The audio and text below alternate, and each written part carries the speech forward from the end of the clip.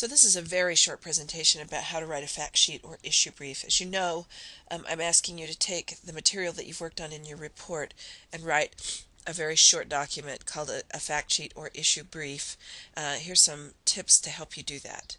First of all, as you probably can guess from the titles, the fact sheet or issue brief is a short document. Now that varies. There are some documents that are relatively long and that might look like, for you, a full-length report. But for the purposes of our assignment, I'm looking for a 1 to 2 page document, one page being best. You should look at the total amount of text in the document.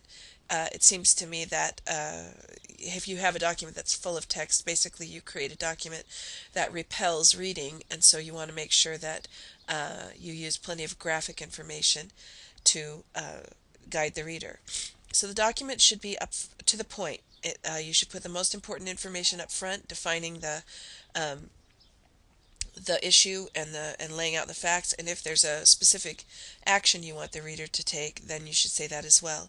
You should use, as I say, visuals to guide the reader and control the message. This means things like headings. It also means well-designed graphics to communicate factual information in a brief form.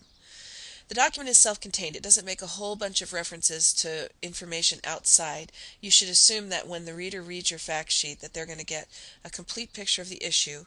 You should offer them resources or references that will help them get further information. The fact sheet should contain all the tools to help the reader do what you want them to do with this information. The fact sheet should be clear. Now, of course, I think all writing should be clear, particularly when you're trying to use writing to do something.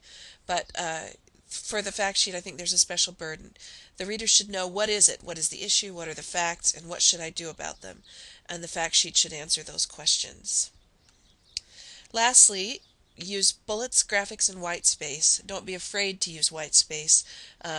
Your document should have enough facts and enough writing on it that it will help the reader get a clear picture. But white space helps the reader feel like diving into the document as opposed to feeling like it's a thicket of text in which he or she might get lost. Now, I encourage you to look around at fact sheets on the web and to think about maybe having your fact sheet be something that could function on the web, which of course allows you then to do any kind of resources or links and make them live for the reader. In other words, it makes the document perhaps a little bit more usable. Okay, I hope this is helpful to you.